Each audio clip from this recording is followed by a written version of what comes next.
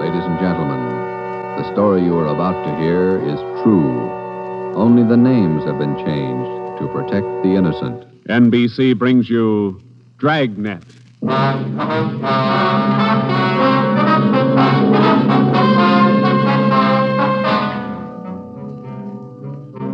You're a detective sergeant. You're assigned to robbery detail. A ruthless fiend roams the streets of your city, masquerading as a police officer. For months, helpless citizens have been robbed, beaten senseless, and kidnapped. The criminal is a twisted genius, vicious, cunning. Your job is to get him. Dragnet, the documented drama of an actual crime, investigated and solved by the men who unrelentingly stand watch on the security of your home, your family, and your life. For the next 30 minutes, in cooperation with the Los Angeles Police Department, you will travel step by step on the side of the law through an actual case from official police files, from beginning to end, from crime to punishment. Dragnet is the story of your police force in action. It was Wednesday, June 4th. It was warm in Los Angeles. We were working the night watch out of robbery detail. My partner's Ben Romero. The boss is Ed Backstrand, chief of detectives. My name's Friday. I was on my way back from communications, and it was 11:13 p.m. when I got to room 27A. Robbery detail. Oh, hi, Joe. Hi, Ben. Did you get that message to call home? Yeah, bad news. What's the matter? That doggone kid of mine, chicken pox. Oh, again? Last year it was the mumps. Year before that, the measles. Every time I get set for a vacation, he decides to catch some. Well, forget it, Ben. Think what a comfort he's going to be in your old age. Go ahead, laugh. You'll find out. Yeah. How are you, Friday? Romero? Fine. What can we do for you? You don't look like you remember me. Oh, no, wait a minute. Name's Savage, isn't it? George? It's Johnny, Sergeant. Johnny Savage. You remember now? Oh, sure. Those liquor store robberies out in the Wilshire district. About 6-7 years ago, wasn't it? 10 years, Romero. You ought to remember that. You were at the trial. We testify in court every week. 10 years is a long time. It's longer in the state pen. It's a lot longer. Yeah, you cried a little at that trial, didn't you, Savage? You said we beat that confession out of you. Yeah, that's why I figured I'd drop in for a little visit. Kind of apologize to you fellas. You gave me a square deal. I guess I kind of lost my head. I figured I'd apologize. Oh, that's all right, Savage. When'd you get out? A couple of weeks ago. I did it the hard way. Served 10 flat. I don't know my day. You find a job yet? Yeah, Friday. I'm working nights. What kind of a job? Laborer in a warehouse, south end of town. Good. You decided to level? 10 years in prison's a long time. You learn a lot of things. Nights are long, you think a lot. You get things straightened out. I hope you mean that. Sure I mean it, Friday. I've got everything straightened out. I know who my friends are, and I know who to watch out for. You sound like maybe you're on the right track. I got it figured, Romero. Not like you two fellas. You caught me red-handed, and you sent me up for 10 years. Well, you did all right, Savage. 5 armed robberies. You got off pretty easy. You got a break, Savage. Make the best of it. Sure, I'm not kicking. 10 years, a real break. That's right. Well, just dropped in for a little visit. Maybe I'll see you fellas sometime. All right, Savage? Keep your nose clean? Sure. No hard feelings. No. You just took 10 years of my life, that's all. There's no such thing as a man going through prison without changing. And Ben and I have seen him switch in both directions. Some men learn their lesson after they land behind bars, and when they're released, they turn into good citizens. Johnny Savage was sour. We made a mental note to check him out later on, and then we went down to the record bureau and pulled his coming out mug. That's about all that we had time for, because about an hour later, we started to get busy. Hot shot, Joe. Grab it. On the corner of Selma and Naples, the drugstore, 211 and probable attack. On the corner of Selma and Naples, 211 and... What you got, Joe? Selma and Naples, 211 and attack. Come on.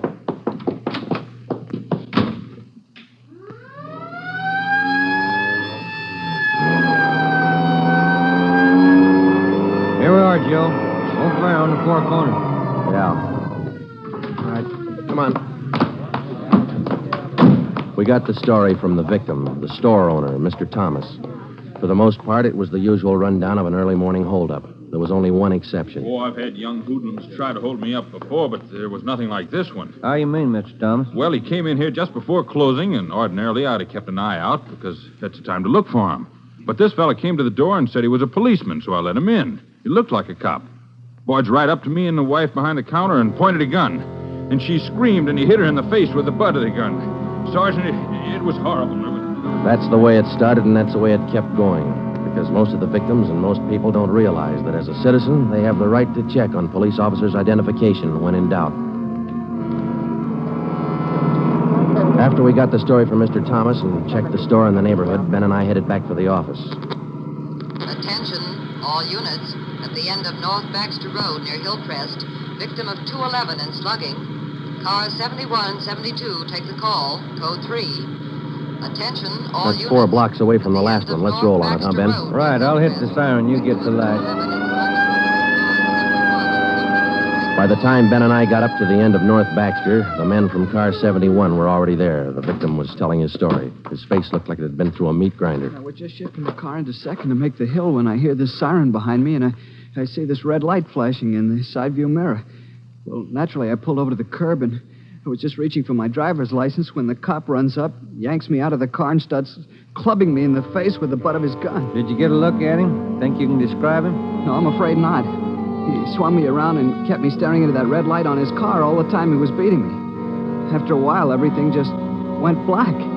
When I woke up, my wallet was gone, all my money's... 45 minutes later, Ben and I were interviewing the third victim, a young housewife out in the Wilshire district. Same trademark. I tried to tell him, Sergeant.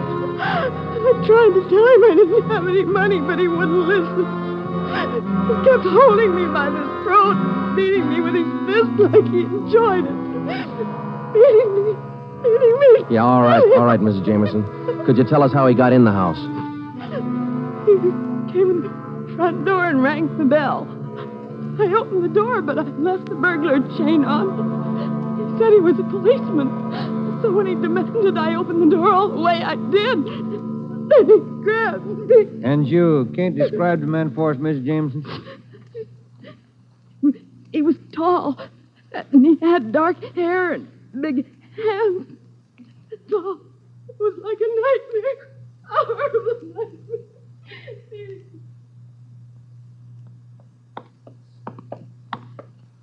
Tall, dark hair, big hands. Your guess the same as mine, Joe?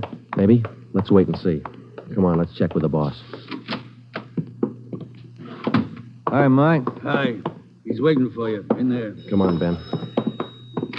Chief of Detectives Office. Hannon. Sit down. Yeah, Skipper. All right, you two, let's have it. The guy with the red light? Yes, the guy with the red light posing as a policeman. Why hasn't he been picked up? You know as much about it as we do, Ed. We got our first call around midnight. He knocked over a drugstore out on Selma. He hasn't stopped working since. Didn't you get any definite lead on him? No description, no license number? Nothing. He's tall, big hands, dark hair, that's all. Fine. Either of you got any ideas? Could be anybody, Skipper, with that description. You're sure it wasn't anybody on the force? We sent all the victims down to personnel. Lowry showed him the mug book of all police officers. Wasn't one of our men. Works fast. Drugstore, motorist, a pedestrian, a housewife out in the Wilshire district. Went right in the house after her. 4 of them, right in a row. 5. Huh? There's a 20-year-old kid in the next room. Came in just before you got here. A couple of hours ago, he was sitting in a car with his girl up in Mulholland Drive.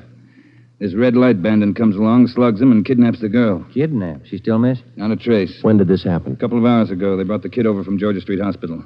We can talk to him now. He's had a bad time. Right in here. Okay.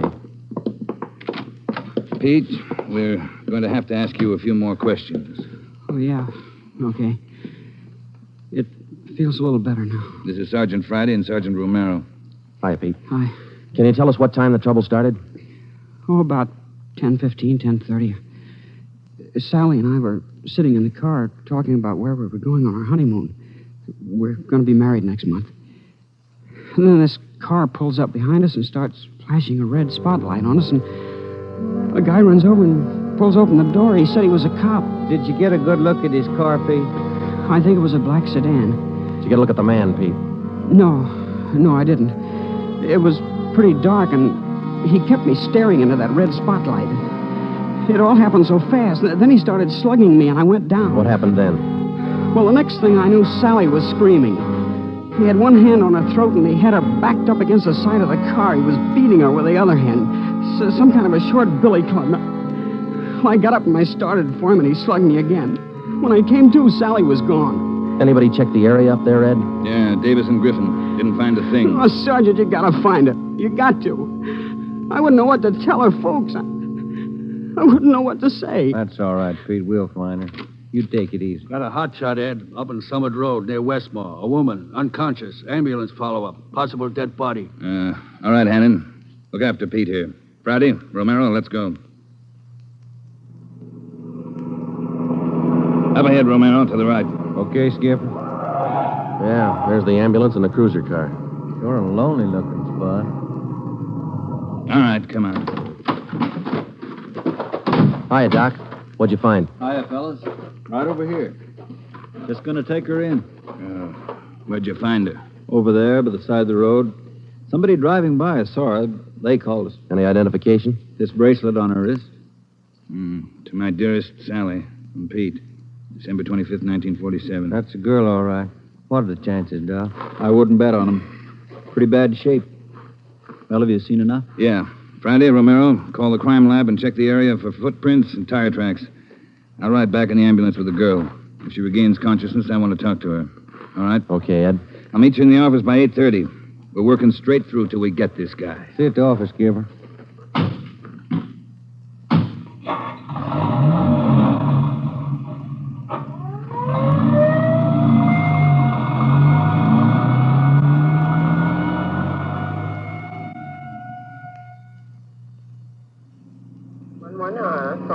What time you got, Ben?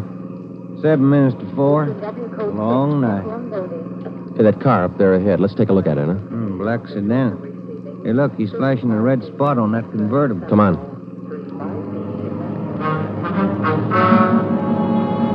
He sees us, Joe. He's pulling away. Get that gas pedal down to the floor. Already there.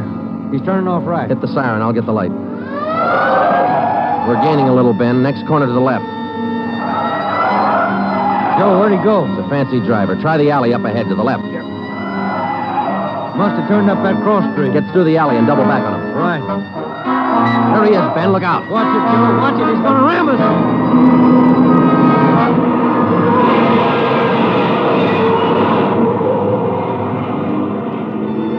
We got hit just in front of the rear bumper. Our car was forced into the curbing and it turned over. He was real lucky. He kept right on going. But this time, Ben and I were sharing the luck. All we got out of it was a couple of nasty cracks in the head and a few bruises, but it was enough to keep us in a hospital under observation for a day. By this time, Ed Backstrand was fuming. So were the newspapers. During the day we spent in the hospital, the red light bandit went on a real blitz. He pulled 6 more jobs, 1 liquor store, 2 residential holdups, and 3 car robberies. 5 of the 6 victims were slugged and beaten. Davis and Griffin had taken over for Ben and me, and by the time we got back on the job, they'd built up a lead for us. We've been working with Wilkerson up in auto theft, Joe. He's used 4 stolen cars already. We got the makes and numbers on each one of them. How about the dark sedan he was driving when he rammed us? The boys picked it up this morning out on Sepulveda. We're checking it for prints now. Oh, that's fine, Dave. You got any description on the guy yet? No luck there, Joe. He works too fast. Nothing at all? The same as you had. Tall, black hair, big hands. Loves to use them. Friday, Romero, got a minute? Okay, Skipper. Check you later, Hyundai. Sure thing, boys. Sit down. How do you feel? Pretty fair, Ed. Little stiff here and there. All right, did Davis fill you in? Up to date. Okay, I just called the doctor who's handling Sally Wilder, Pete's girlfriend, you remember? Oh, yeah. She's been in pretty bad shape since we found her up there on Summit Road. This morning she took a turn for the better. She's conscious, and her doctor thinks she might be able to talk to us a little bit. Good. When? About an hour. I cleared it with the doctor and with her family. You'll only be able to stay a couple of minutes, so make the most of them. That's all. All right, Ed. We'll check with you later. Say, Joe, Ben, here's some mail came for you fellas while you were gone. Oh, thank you, Mike. We're going over to the county hospital. We ought to be back in a couple hours. Okay. Say, there's been a couple of phone calls, too. Yeah, anything important? I don't think so. The guy just called to say hello. Said his name was Johnny Savage. He just called to say hello.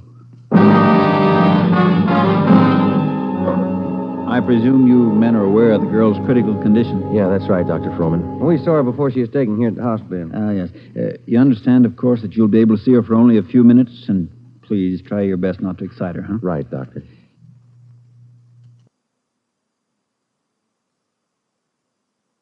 Sally isn't able to talk. Bad mouth and face injuries, so your questions will have to be answered simply yes or no and nod of the head. Okay, we got you. We only have a few questions, and we want to know if she can identify the man who beat her from these pictures we've got here. All right, Sergeant. This way, please. Thank you.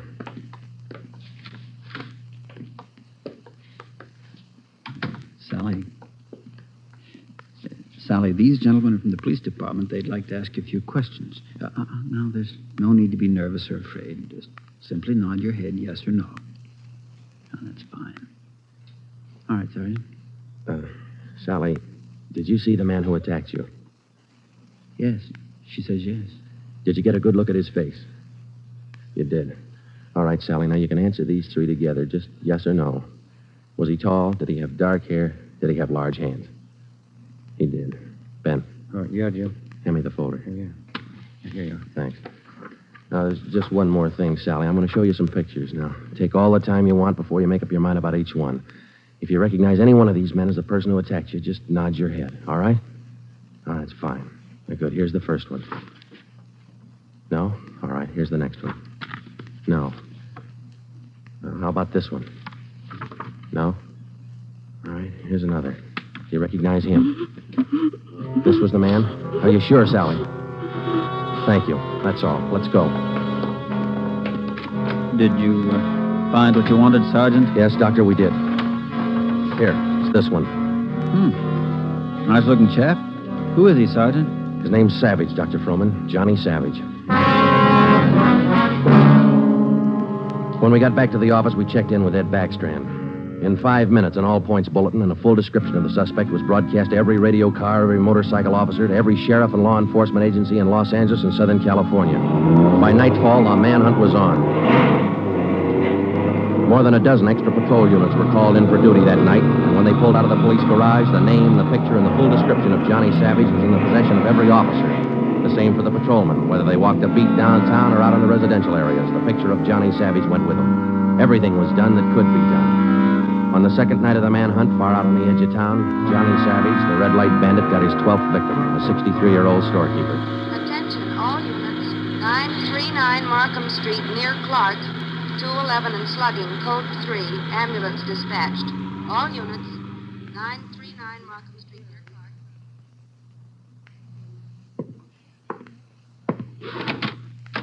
Here it is, Skipper. Tie-in. What'd you get? Wilkerson lifted the prints off that black sedan that rammed Joe and me. Yeah? They belonged to Johnny Savage. Yeah, good. That storekeeper last night. It is Savage, all right. Victim identified him from his mug. All right. We got enough of this Savage guy to put him on ice for life. All we have to do now is to get him. Now, look, the way we figure it, Ed, this red light bandit is using stolen cars with cold plates, so there's no way of tracking down the cars at regular commercial garages. He's got to be renting private garages someplace around town. All right, let's get the neighborhood patrolman on the job. Advertise it. All over town. It's a city ordinance, isn't it? People who rent private garages are bound by law to register the car and license number with the police. Start a campaign if you want, but find those cars. Right. Yeah, wait a minute. Hello, Backstrand. Yeah? When? I see. Yeah, thanks. What is it, Ed? It was the hospital. About the girl, Sally. Sally Wilder? What about her? She died 5 minutes ago. That night, everybody went back on the job as usual. The cruiser cars, the patrolmen, the motorcycle officers, and about a dozen decoy cars. Armed policewomen riding alone in cars or parked in lonely spots with a police officer escort. Our car, 80K, was still in the garage for repairs, so they assigned us another one. And we started to make the rounds. Everything was usual. Except one thing. We weren't tracking down just a thief anymore or a sadist who liked to beat people's faces in. We were out to get a murderer. It was a perfect night for the suspect. Dark, no moon. I gave Ben 2-to-1 odds, and I put up $5 that we'd get Savage that night. I lost the $5. We cruised until 7 the next morning, but there wasn't even a nibble. We had breakfast at the Federal Cafe, a little restaurant down the street from the city hall, and it was about 8:15 when we got back to the office. We were pretty tired. Robbery detail, Romero. I would like to speak to Sergeant Friday. Just a minute. It's for you, Joe. Okay, thanks. Friday talking. Sergeant Friday, I want to talk to you. Well, I'm listening. Go ahead. I want to talk to you in person as soon as possible. Can't you tell me over the phone? What is it? I cannot tell you over the phone. It is very important. Can you come now? Well, now, look, mister, I'm awful sorry, but we're very busy down 554 Ramona Avenue. Can you come now? Well, what's this all about? Who is this speaking? My name is Carl Savage. My son's name is John.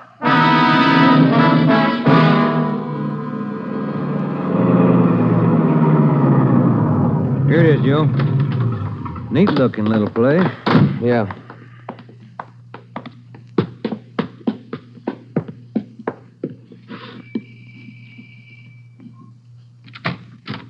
Yeah? I'm Sergeant Friday. You Mr. Savage? Yeah, come in. Okay. This is my partner, Sergeant Romero. How do you do?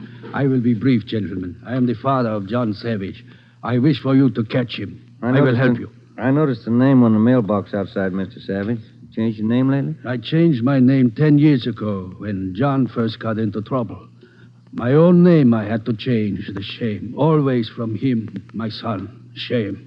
Mr. Savage, has your son been home since he got out of prison? Yeah, many times to ask for money. I would not give him any, so he struck me. Last night I read in the newspaper the little girl he beat up. She is dead. Then I make up my mind. Do you know where your son is now, Mr. Savage? Not now, no. But our garage has a car in there. It is not his, I know. Also in the garage, I find many license plates. I find spotlights with red glass lens. But you don't have any idea where we could find him. No, but he will come back. He always comes back for money. We're going to station an officer here in the house, Mr. Savage. Anything you want, if it will catch him. He's bad, Sergeant. Like something poison. All through, he's bad. See a sewing basket over there, Mr. Savage. The wife live here with you? 10 days ago, before this starts, I bury Gertrude, my wife, his mother. Sergeant, for 10 years she is sick, but for 10 years she stays alive to see him from prison. 10 days ago, she died. He did not even come to the funeral.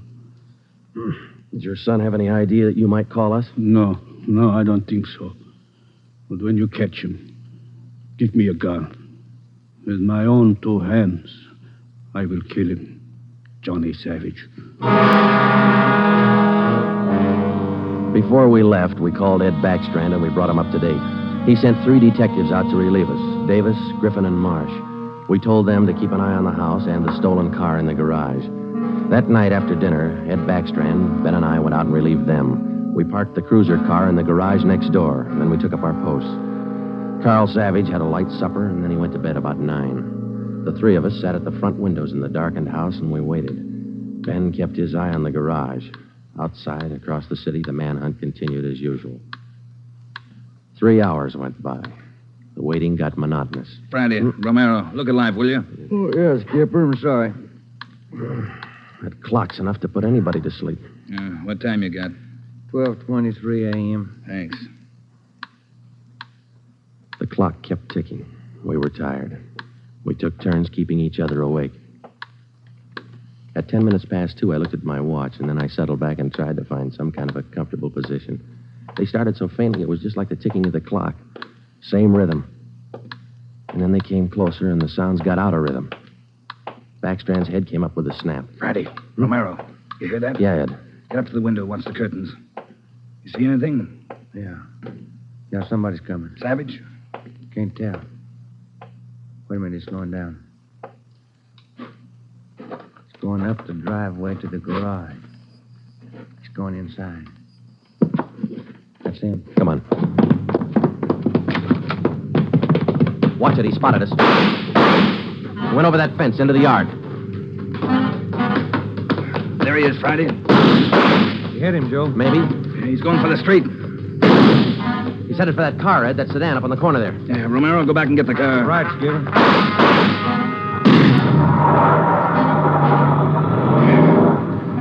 Must have parked up the block before he came around. Where's Romero? I don't know. Oh, here he comes now. All right, let's go. Get that radio on, Joe. It's already on, Ed. All right, give him a call. Any sign yet? No, nothing so far. Next corner to the right, Ben.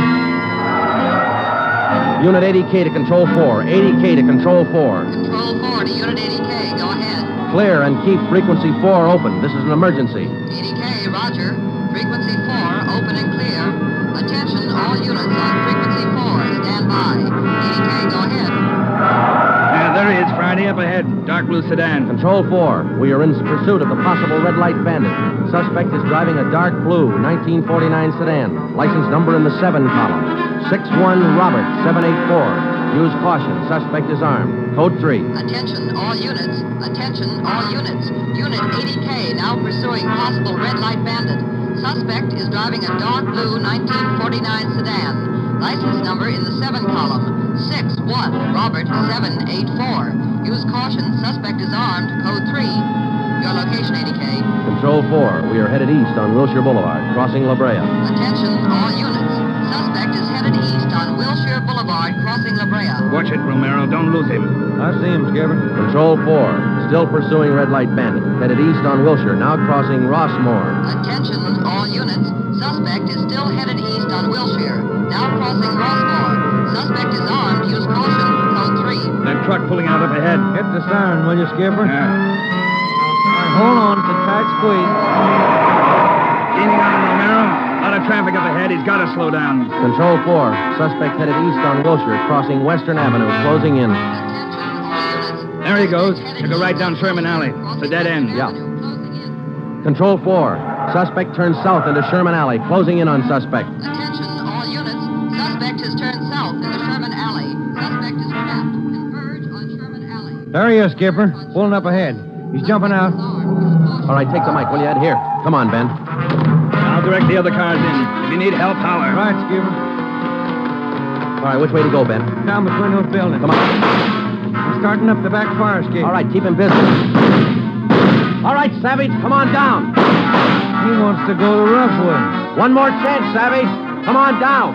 No use, Joe. He's heading up for the roof. Come on. He climbs like a monkey. Come on, let's get him. Yeah, all right. Here, I'll give you a hand. Here's the roof. All right, where'd he go? I don't know. Let's spread out. All right, Savage, you're through. Throw your gun out and come out with your hands up. Watch it, Joe. He's running for the edge. He's going to jump. I'll get him. All right, up, guy back here. You lousy copper, you dirty, lousy cop. I'll kill you out. You're through, Savage. You're through.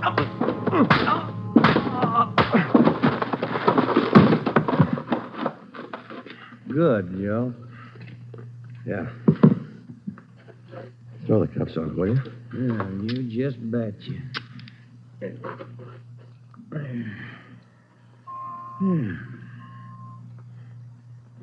You want to smoke? Yeah, I can sure use one. Thanks. Quiet up here. Yeah. I was just thinking. Well? Carl Savage, this guy's father. Mm-hmm. What about him? Nothing. What would you do, Ben, if your son was a murderer?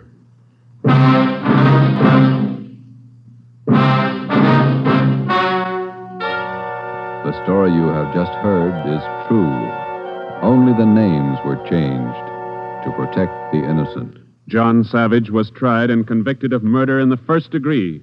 He was executed in the lethal gas chamber at the state penitentiary.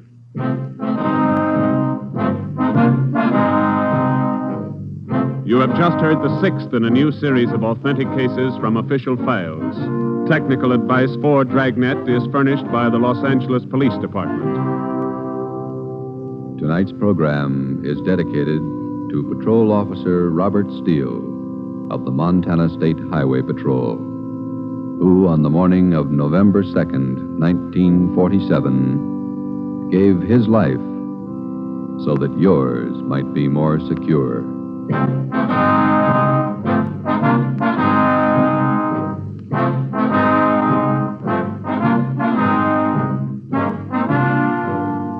Dragnet came to you from Los Angeles.